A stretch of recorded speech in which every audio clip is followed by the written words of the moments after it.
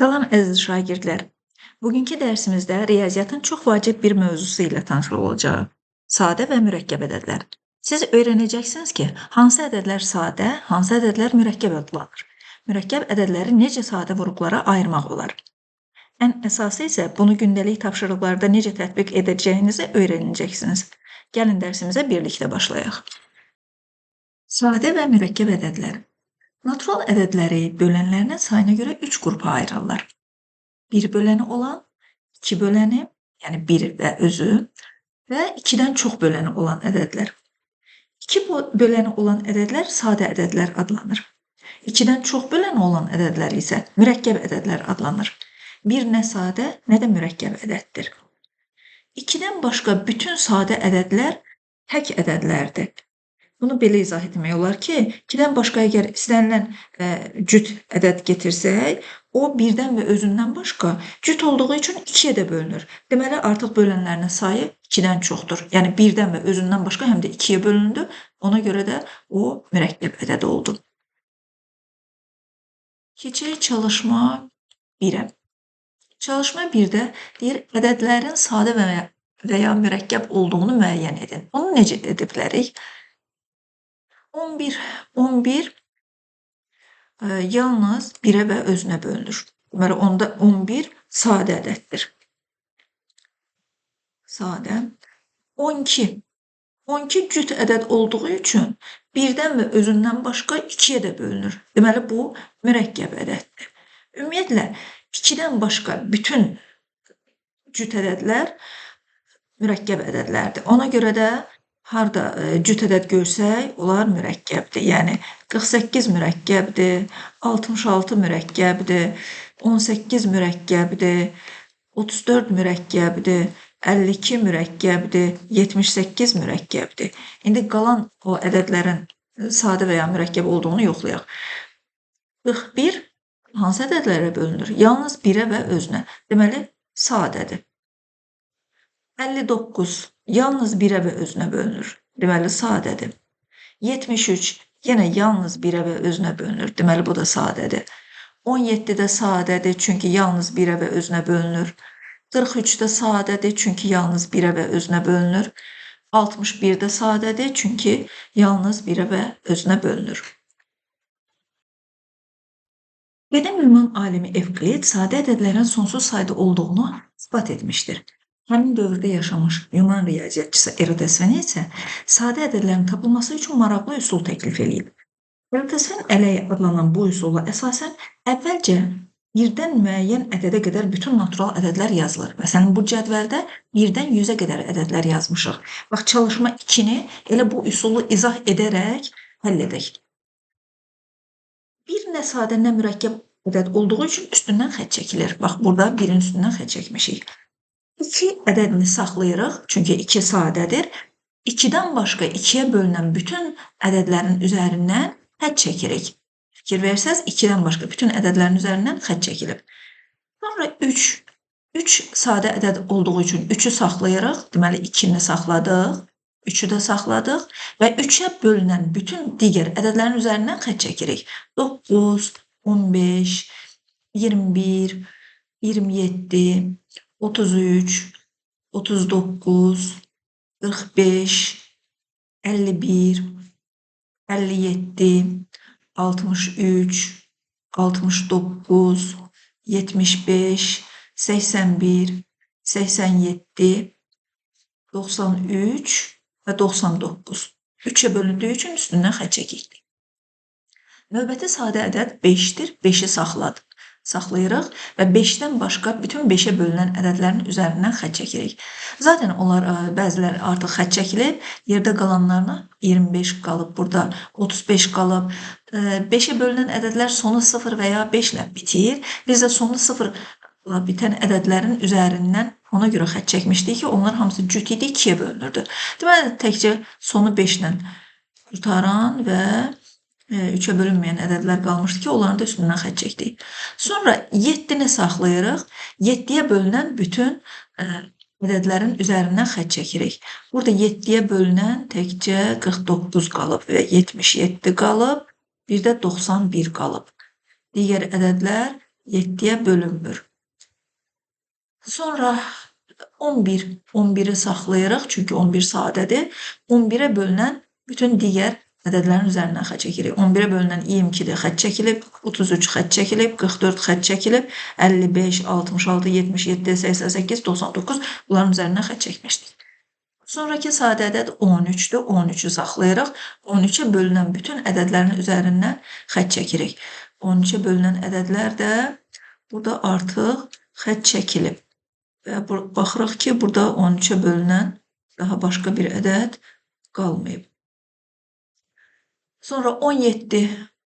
17'ni saxlayırıq və 17'yə bölünən bütün ədədlərin üzərindən xətt çəkirik. 17'nin bölünənləri 34 üstündən xətt çəkmişik, sonra 51 üstündən xətt çəkmişik, 68 üstündən xətt çəkmişik, 85 üstündən xətt çəkmişik və 90 85'dən sonra artıq 100'dən böyük ədəddir. Sonra 19'u saxlayırıq, 19'un bölünənlərin üzərindən xətt çəkirik. Bu qayda ilə görürük ki, burada artıq sanki mürəkkəb ədədlər ələndi, yalnız sadələr qaldı. Bax, ona görə də buna erotosfen ələyi və ya bəzi yerdə erotosfen şəbəkəsi, erotosfen xəlbir də deyirlər. Bu ədədlər, yerdə qalan ədədlər artıq hamısı sadə ədədlərdir. Təbii ki, biz bu üsulla sadə ədədləri hər dəfə belə hesablamayacaq. Ən yaxşısı ilk 10 sadə ədədi əzbər bilmək lazımdır və bu bizə çalışma həllində çox kömək eləyəcək.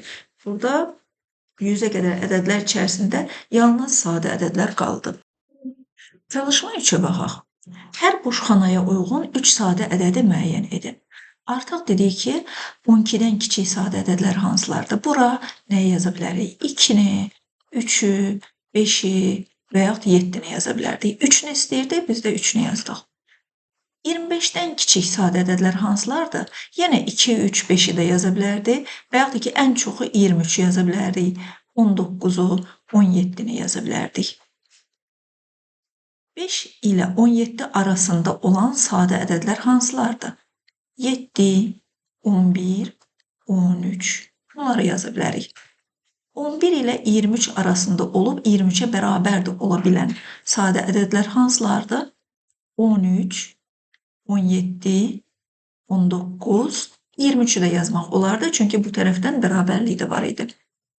8 ilə 19 arasında yerləşib 19'a da bərabər ola bilən sadə ədədlər nələri yaza bilərik? 11, 13, 17 və 19'un özünü yaza bilərik. Bizə 3'ünü istəyirdi, biz istənilən 3'ünü yaza bilərik. 31 ilə 50 arasında olub 31'ə bərabər də ola bilən sadə ədədlər hansılardır? Buraya yaza bilərik, elə 31'in özünü, 37'ni yaza bilərik, 41'i yaza bilərik, 43'ü yaza bilərik, 47'ni yaza bilərik. İstənilən 3'ünü yazsaz doğrudur. Çalışma 4. Bölünmə əlamətlərindən istifadə etməklə verilən ədədlərin mürəkkəb ədəd olduğunu əsaslandırın. Uşaqlar, bölünmə əlamətləri burada bizim çox köməyimizə gələcək. Biz hər hansı bir ədədin sadə və ya mürəkkəb olduğunu müəyyən etmək üçün bölünmə əlamətlərindən istifadə edəcəyik. Məsələn, sadə ədədlərimiz, ilk sadə ədədlərimiz 2, 3, 5, 7, 11 və s.dir. İndi 2'yə, 3'ə, 5'ə bölünmə əlamətlərini bilirik. Məsələn, 117 2'yə bölünmür, çünki sonu tək rəqəmlə bitir. Amma 3'ə bölünür, çünki rəqəmləri cəmi 3'ə bölünür. Deməli, bu 3'ə tam bölündüyü üçün onda bu mürəkkəb ədəddir.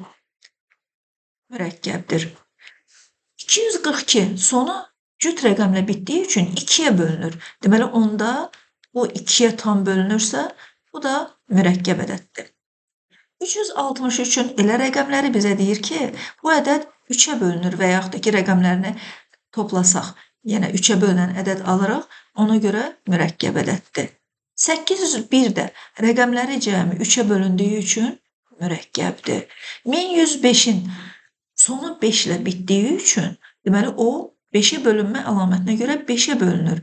1'dən və özündən başqa bölən tapdıqsa, deməli, bu mürəkkəb ədəddir. 3441 ədədi.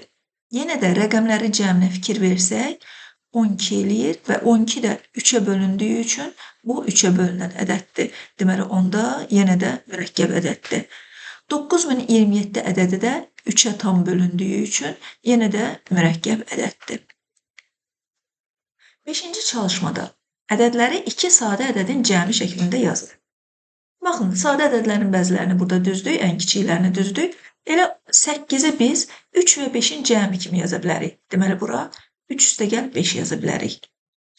12-ni necə yaza bilərik? 12-ni isə 7 və 5-in cəmi kimi yazmaq olar. 5 üstəgəl 7. 18-i yazmaq üçün biz nəyi göstərə bilərik? 11 ilə 7-nin cəmi. Yəni 7 üstəgəl 11 yazsaq, 2 sadə ədədin cəmi mürəkkəb ədəd verdi. Onu göstərmək üçünsə biz 3 və 7-ni getirərik. 3 ilə 7-nin cəmi 10 eləyir. 15-i göstərmək üçün biz necə fikirləşə bilərik? 2 ilə 13-ü getirə bilərik. Baxın, şuralar, əgər tək ədəd veribsə və həmin tək ədədi biz 2 sadə ədədin cəmi kimi göstərmək istəyiriksə, onlardan biri mütləq 2 olmalıdır. Çünki 2 ilə tək ədədin cəmi cüt olardı. Ona görə belə hallara fikir verək. Çalışma 6-da ədədləri 2 sadə ədədin hasili şəklində yazın. 69 3-ə bölünür, 3 vur 23 deməkdir. 77 elə rəqəmlərindən göründüyü kimi 7-yə bölünür, 7 vur 11 deməkdir. 85 5-ə bölünür, 5 vur 17 deməkdir.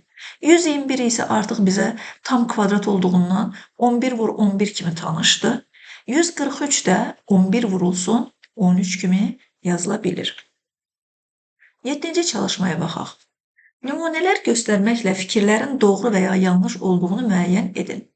Hər bir cüt sadə ədəd, hər bir cüt ədəd mürəkkəb ədəddir. Bu doğru deyil. Doğru deyil. Çünki, məsələn, 2. 2 cütdür, amma sadədir. Bax, əgər hər hansı bir fikri doğruluğunu təkzib eləyən bir ədəd tapdıqsa, deməli ona kontrmisal deyirlər. Yəni, bu kontrmisal artıq bu fikrin ümumiyyətlə doğru olmadığını bildirdi. Hər bir tək ədəd sadə ədəddir, yenə də doğru deyil. Məsələn, mən tək ədəd olaraq 9-u getirərəm. 9 təkdir, amma mürəkkəbdir. Belə çoxlu sayda siz ədədlər deyə bilərsiniz. Sadə ədədlərin hasili mürəkkəb ədəddir. Hə, bu doğrudur. Çünki hasil deyirsə, yəni vuruqlardan biri birdən fərqlidirsə, hasil mütləq mürəkkəb ədəddir. Çünki əgər tutaq ki, A və B sadə ədədlərdir və onları bir-birinə vurmuşam, hər hansı bir ədəd almışam. Aldığım ədəd birdən və özündən başqa bu vuruqların hər birinə də bölünəcək. Deməli, onda o mürəkkəb ədəd oldu. 2 sadə ədədin cəmi mürəkkəb ədəddir. Bu da doğru deyil. Çünki buna kontrmisal belə göstərə bilərəm ki, 2 ilə sadə ədəd getirərəm. Sadənin üzərinə sadə gələndə cavab sadə də alına bilər. Məsələn, 2 üstəgəl 5 bərabərdir 7 və yaxud 2 üstəgəl 11 bərabərdir 13 və yaxud 2 üstəgəl 29 bərabərdir 31. Sadənin üzərinə sadə gəldim, cavab yenə sadə alındı. Amma 2 sadə ədədin cəmi mürəkkəb ədəd ola bilir. Ümumiyyətlə, cəm hər ikisindən ola bilir, yəni həm sadə, həm mürəkkəb ola bilir, amma hasil dəqiq mürəkkəb ədəddir. Bunu yaddan çıxarmayaq. Mürəkkəb ədədin sadə vuruqlara ayrılışı. Hər hansı bir mürəkkəb ədəd götürək, məsələn 420. 420-ni biz müxtəlif cür vuruqların hasili şəklində yaza bilərik. Məsələn, 60 vurulsun 7 və yaxud 70 vurulsun 6, 140 vurulsun 3, 10 vurulsun 42, müxtəlif cür. Lakin bunun sadə vuruqlar hasili şəklində yazılışı yeganədir. Və həmin ədədi sadə vuruqlara ayırmaq üçün, yəni 420 ədədini məsələn bizim misalımızda sadə vuruqların hasili şəklində göstərmək üçün ən sadə üsullardan biri də xətlə ayıraraq onu vuruqlara ayırmaqdır. 420 ədədini yazırıq və 420 ədədinin sağ tərəfindən şaquli xətt çəkirik. İlk sadə ədəd 2 olduğu üçün 420-nin 2-yə bölünüb bölünmədiyini yoxlayırıq. Sonu cüt rəqəmlə bitirsə, deməli 2-yə bölünür. 2-ni yazdıq xəttdən sağda. 420-ni 2-yə bölüb alınan cavabı 420-nin altından yazırıq. 210. Yenə də alınan ədəd cüt olduğu üçün yenə 2-yə bölünür. Deməli, bu qayda ilə biz vuruqlara ayırırıq da, xəttdən sağ tərəfdə yalnız sadə vuruqlar olur. 210-u 2-yə bölüb 210-un altından yazırıq. 105. 105 artıq 2-yə bölünmür. 2-dən sonraki sadə ədəd 3-dür. 3-ə bölünür, çünki rəqəmləri cəmi 6 eləyir.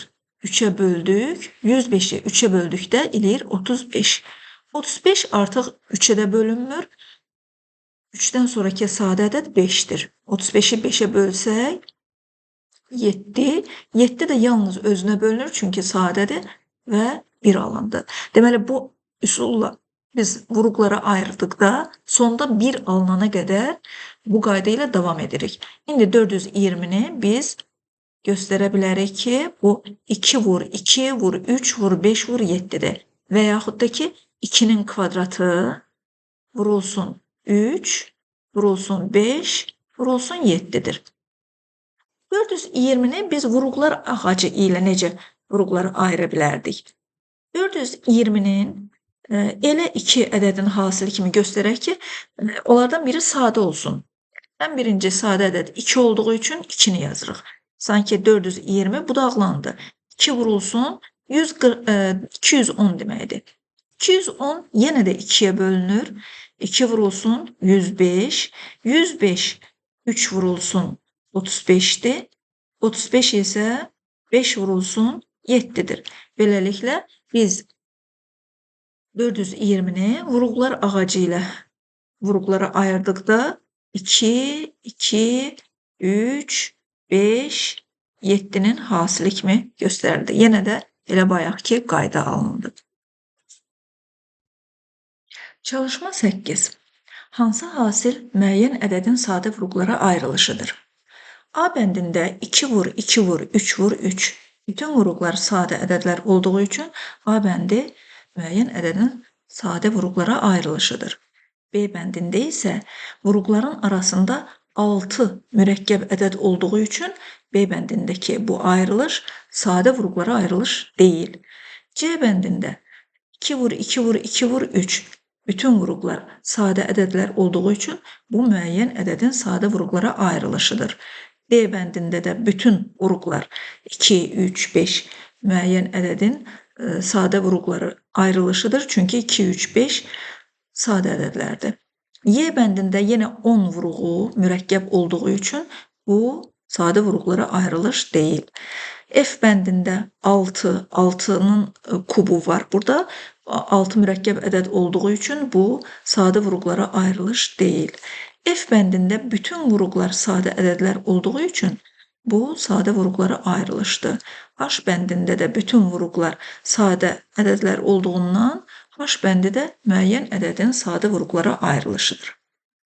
9-cu çalışma. Ədədləri sadə vuruqlara ayırın. Yenə də bayaq göstərdiyimiz kimi həmin ədədləri sadə vuruqlara ayıraq. 45-i sadə vuruqlara ayırmaq istəyiriksə 45-i yazdıq. 45-in bölündüyü ilk sadə ədəd 3-dür. 45-i 3-ə böləndə 15, 15 3-ə bölünəndə 5, 5-i də 5-ə bölsək 1. Deməli 45 sadə vuruqlara belə ayrıldı. 3 vur 3 və yaxud 3-ün kvadratı vurulsun 5 kimi. 54-ü sadə vuruqlara ayıraq. 54 cüt olduğu üçün 2-yə bölündü. 27. 27 3-ə bölünür 9. 9 3-ə bölünür 3. 3 də yenə 3-ə bölünür 1. Deməli biz 54-ü belə göstərə bilərik. 54 bərabərdir 2 vurulsun 3-ün kubu. Bu qayda ilə bütün ədədləri, burada göstərilən ədədləri sadə vuruqlara ayırmaq olar. Məsələn, gəlin indi biz orada 360-ı sadə vuruqlara ayıraq, digərlərini isə yəqin ki, siz asanlıqla sadə vuruqlara ayıra bilərsiniz. 360 ilk sadə ədəd 2-dir və bu ədəd də cüt olduğu üçün 2-yə bölünür. 2-ni yazdıq. 2-yə bölünüb alınan qisməti 360-ın altından yazırıq. 180. 180 yenə cüt olduğu üçün 2-yə bölünür. 180-i 2-yə bölünüb alınan qisməti 180-in altından yazırıq. 90 yenə cütdür, 2-yə bölünür. 45. 45 artıq 2-yə bölünmür. 2-dən sonraki sadə ədəd 3 olduğu üçün 45-in 3-ə bölündüyünü yoxlayırıq. Bəli, 3-ə bölünür, çünki rəqəmləri cəmi 3-ə bölünür. Deməli, 3-ə bölünür. Qismət 15-dir. 15 yenə 3-ə bölünür. 5. 5 də yalnız özünə bölünür. 1. Deməli, 360 bərabərdir. 2 vur 2 vur 2, yəni 2-nin kubu vurulsun 3-ün kvadratı vurulsun 5. Buralar belə bir misallarda, yəni ədədi sadə vuruqlara ayırandan sonra belə suallar verə bilərlər. Məsələn, 360 ədədinin neçə sadə vuruğu var? Və bu xəttdən sonra neçə ədəd görürüksə, o qədər sayda sadə vuruğu var. 1, 2, 3, 4, 5, 6. 6 dənə sadə vuruq var. Və yaxud da ki, əgər ədəd bizə özü sadə vuruqlara ayrılışı ilə verilibsə, onda bu vuruqların üstlərinin cəmi onun sadə vuruqlarının sayıdır. Sual verilsə ki, bu ədəddə neçə müxtəlif sadə vuruq var? Müxtəlif sadə vuruqlar burada 2, 3, 5 oldu. Deməli, 360-ın 3 müxtəlif sadə vuruğu var. Bax, o müxtəlif sadə vuruqların sayı həm də sadə bölənlərinin sayı ilə eynidir. Yəni, müxtəlif sadə vuruqlar həm də sadə bölənlərdir. Ümumiyyətlə, bölənlərinin sayı isə daha çoxdur. Bu haqda sonra danışacağıq. Çalışma 10-a baxaq. Çalışma 10-da bir ədədin sadə vuruqlara ayrılışından istifadə edərək onun bütün bölənlərini tap. Nömrə 10.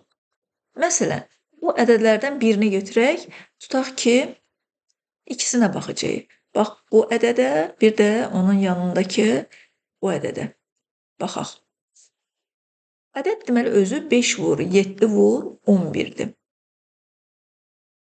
Bu ədəd neçə eləyir? Bu ədəd 35-i 11-ə vursaq, eləyir 385. Bunun bölənlərini yazsaq, bütün ədədin bölənləri 1-də başlayır, özündə qutarır. Deməli, 1 və 385. Bundan əlavə bu ədəd, bu hasil 5-ə də bölünür. Yəni, bu vuruqların hər birinə bölünür. 7-yə də bölünür, 11-ə də bölünür. 5 vur 7, yəni 35-ə də bölünür. 7 vur 11, yəni 77-yə də bölünür. 5 vur 11, yəni 55-ə də bölünür.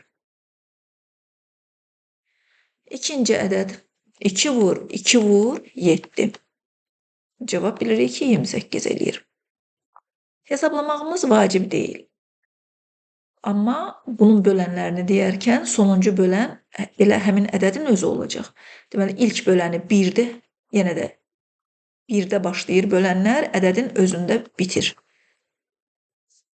Və bu vuruqların hər birinə bölünür. Deməli, 2-yə bölünür, 7-yə bölünür, 2 vur 2-yə bölünür, yəni 4-ə bölünür, 2 vur 7-yə bölünür, yəni 14-ə bölünür, bir də 28-in özünə bölünür. Mürəkkəb ədədi sadə vuruqlara ayırarkən başqa üsuldan da istifadə edə bilərik. Məsələn, 180-i 10 vurulsun 18 kimi yaza bilərdik. 10 özü yenə də sadə vuruqlara ayrılır, 2 vur 5. 18-i 3 vur 6 kimi yazsaq, 6-nın özü yenidən sadə vuruqlara ayrılır. Bax, bu üsulla çalışma 11-i həll edək. Çalışma 11-də deyir, 56-nı əlverişli üsulla sadə vuruqlara ayırın. 56 bilirik ki, 7 vur 8 deməkdir. 7-ni saxlayırıq, çünki sadədir. 8-i isə 2 vur 4 kimi göstərə bilərik. Yenə də 7 və 2-ni saxlayırıq. 7 vur 2, çünki sadədirlər. 4-ü isə 2 vur 2 kimi yazırıq. Adətən sadə vuruqlara ayrılışda əvvəl kiçik sadə ədədlər, kiçik sadə vuruqlar, sonra isə, yəni sadə vuruqlar artan sırada yazılır. Deməli, biz bunu 2-nin kubu vurulsun 7 kimi yaza bilərik. Məsələn, 150-ni göstərmək istəyirik. 150 10 vur 15 deməkdir. Onu 2 vur 5 kimi, 15-i isə 3 vur 5 kimi yazsaq, indi isə daha səliqəli ən kiçik sadə ədəd burada 2-dir. Sonra 3, 5-dən isə 2 dənə olduğu üçün 5-in kvadratı. Deməli 150 2 vur 3 vur 5-in kvadratı kimi vuruqlara ayrıldı. Və ya 400-ü necə göstərə bilərdik? 400-ü görən kimi ilk ağlımıza gəlir ki, bu 4 vurulsun 100 deməkdir. 4-ü 2 vur 2 kimi, 100-ü isə məsələn 10 vur 10 kimi yaza bilərik. İndi hər bir 10 özü yenidən vuruqlara ayrılır. Hər bir 10-un yerinə 2 vur 5 yaza bilərik. Onda indi sadə vuruqları kiçikdən böyüyə doğru düzsək, 2-dən 4 dənə olduğu üçün 2 üstü 4, 5-dən 2 dənə olduğu üçün 5 üstü 2. Deməli 400 bərabərdir 2 üstü 4 vurulsun 5-in kvadratı. Məsələ 12. Hərflərdən uzunluğu natural ədədlərlə ifadə olunan düzbucağının sahəsi hansı halda sadə ədəd ola bilər? Gəlin baxaq. Fərz eləyək ki, bir düzbucaqlı çəkilmişdir. Bir düzbucaqlı və bu düzbucaqlının eni və uzunluğu hansı ədədlər olmalıdır ki, bunun sahəsi, bu düzbucaqlının sahəsi sadə ədəd olsun. Sadə ədəd bilirik ki, yalnız birə və özünə bölünür. Onda belə çıxır ki, sahənin sadə ədəd olması üçün vuruqlardan biri mütləq 1 olmalıdır. 1 vurulsun, digər ədəd isə sadə ədəd olmalıdır. Hər hansı bir sadə ədəd. Deməli, sahənin sadə olması üçün tərəflərdən biri 1, digəri isə hər hansı bir sadə ədəd olmalıdır. Bu halda perimetri hesablamaq istəyiriksə, onda perimetrin düsturu 2 vurulsun A plus B-dir. Deməli, biz 2-ni hər hansı bir ədədə vursaq, onda cüt ədəd alarıq və mötərizənin içərisi birdən fərqli ədəd olduğu üçün, yəni birdən böyük ədəd olduğu üçün, çünki artıq bunlardan biri 1-dir, yəni 2 vurulsun, 1 üstə gəl, həmin o B sadə ədədi. Deməli, bu cüt ədəddir. 2-dən başqa bütün cüt ədədlər mürəkkəb ədəd olduğundan, deməli, bu düzbucağlının perimetri mütləq mürəkkəb olur. Yəni, bu sualın cavabı, bu düzbucağlının perimetri mürəkkəb olacaq və sahənin sadə olması üçün tərəflərdən biri mütləq 1 olmalıydı. Yəni, eni 1, uzunluğu isə hər hansı bir sadə ədəd.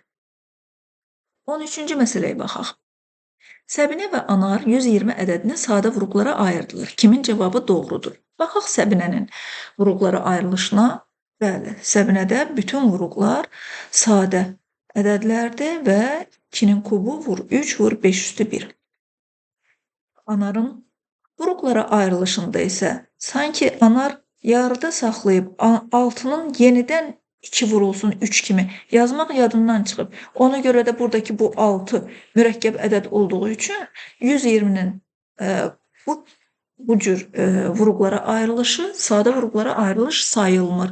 Deməli, bu sadə vuruqlara ayrılış deyil. Ona görə Səbinə doğru, Anar isə səhv cavab verib. Məsələ 14-ə baxaq.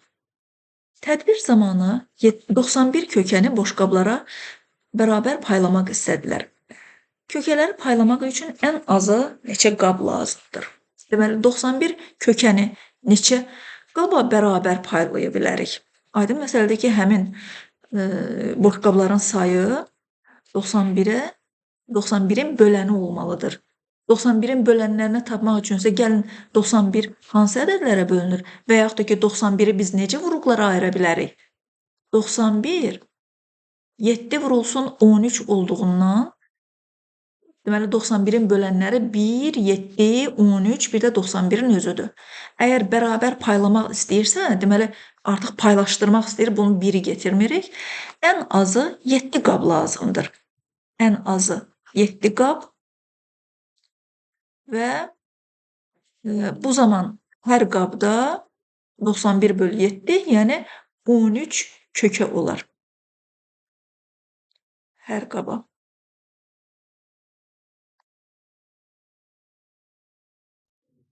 15-ci məsələ. Rəsm dərnəyində müəllim 55 karandaşı şagirdlər arasında bərabər payladı. Sonra o 22 fırçanı da bu uşaqlar arasında bərabər payladı. Hər uşağa neçə karandaş və neçə fırça düşdü? Deməli, müəllim əgər 55 karandaşı şagirdlər arasında bərabər paylayıbsa, əgər paylaşım gedibsə, deməli o ya 5 şagird, ya 11 şagird, ya da 55 şagird arasında paylaşım eləyə bilər. Çünki 55-in bölənləri 1, 5, 11 və 55-dir. Bunu necə bildik? 55-i vuruqlara ayırmaqla. 55 axı 5 vur 11 deməkdir. 22 fırçanı da bu uşaqlar arasında bərabər paylaşıb. Deməli, 22 isə 2 vurulsun 11-dir. Bax, bunların hər ikisində 11 iştirak elədiyi üçün, deməli, bu uşaq sayını bildirir. Uşaq sayı 11 nəfər imiş. 11 nəfərə hər birinə neçə karandaş düşər? 55-i bölsək 11-ə, hər bir uşağa 5 karandaş və 22 fırçanı da 11 nəfərin arasında bölsək, hər uşağa 2 fırça düşər. Deməli, hər uşağa 5 karandaş, 2 fırça düşdü. 16-cı məsələyə baxaq. Parkda 6 nəfər var. Onların hər birinin yaşını ifadə edən ədəd sadə ədəddir. 5 nəfərin hər biri ən kiçiyindən uyğun olaraq 2, 6, 8, 12, 14 yaş böyükdür. Parkdakı adamlardan ən kiçiyinin neçə yaşı var? Baxaq, deməli, sadə ədədlərdir, 6 nəfər var. Onların yaşı da həmin o ədədlərlə ifadə olunub. Ən kiçiyinin yaşını bilmirəm, x deyim. Onda digərlərə bu x yaşlıdan 2 yaş böyükdür. Deməli, onun x plus 2 yaşı var. O birisi 6 yaş böyüdür, x plus 6. Digəri 8 yaş böyüdür. O birisi 12 yaş böyüdür. O birisi isə 14 yaş böyükdür. Bax, 6 nəfər bunların yaşıdır. Birincisinin yaşını bilmirəm və bunlar hamısı sadə ədədlərdir. Yaşları sadə ədədlərlə ifadə olunub. Gəlin, indi yadımıza salaq ki, sadə ədədlər hansılar idi? Ən kiçiyindən başlayaq. 2, 3, 5, 7, 11, 13, 17 və s. Sınama üsulu ilə həll edək. Əgər x 2 olarsa, yəni ən kiçiyinin yaşı 2 olarsa, onda 2-nin üstünə 2 gələndə 4 eləyər. 4 də sadə deyil. Deməli, bu şərti ödəmədiyi üçün ən kiçiyinin yaşı 2 ola bilməz. 2 mütləq. 3 yoxlayaq, görək 3 ola bilərmi? Ən kiçiyinin yaşını 3 qəbul eləsək, onda ikincisinin yaşı 3 üstəgəl 2, yəni 5 eləyir, 5 sadədir. Üçüncüsünün yaşı 3 üstəgəl 6, 9 eləyir, 9 sadə deyil. Deməli, yenə ödəmədi. 3 ilə də alınmadı. Ən kiçiyinin yaşına bu dəfə 5 qəbul eləyək. Əgər ən kiçiyinin yaşı 5 olarsa, onda ikincisinin yaşı 5 üstəgəl 2, yəni 7. 7 sadədir. Üçüncüsünün yaşı 5 üstəgəl 6, yəni 11. 11 də sadədir. Digəri 5 üstəgəl 8, yəni 13. 13 də sadədir. Digəri 5 üstəgəl 12, 17 eləyir. 17 də sadədir. Və ən sonuncusu 5 üstəgəl 14, 19, 19 da sadədir. Deməli, onda elə parkdakı adamlardan ən kiçiyinin yaşı 5 imiş, digərləri isə birinin yaşı 7, digərinin yaşı 11, 13, 17, 19 yaşlı adamlar imiş. Və bunlardan ən kiçiyinin yaşı 5 olduğu üçün burada cavab 5 oldu. Uşaqlar, bugün sadə və mürəkkəb ədədlərin nə olduğunu öyrəndik. Mürəkkəb ədədləri sadə vuruqlara necə ayırmağı tətbiqlərdə gördük. Dərsimizi bəyəndinizsə, kanala abunə olmağı, videonu bəyənməyi və dostlarınızla paylaşmağı unutmayın. Əlavə olaraq kimlər daha dərindən öyrənməyi, riyaziyyatda daha da irəliləmək istəyirsə, mənim onlayn dərslərimə qoşula bilər. Orada mövzuları daha geniş izah edir, bol tapşırıq həll edirik. Siz də qoşulmaq istəsəniz, mənimlə əlaqə saxlaya bilərsiniz. Növbəti dərslərdə görüşənədək sağ olun.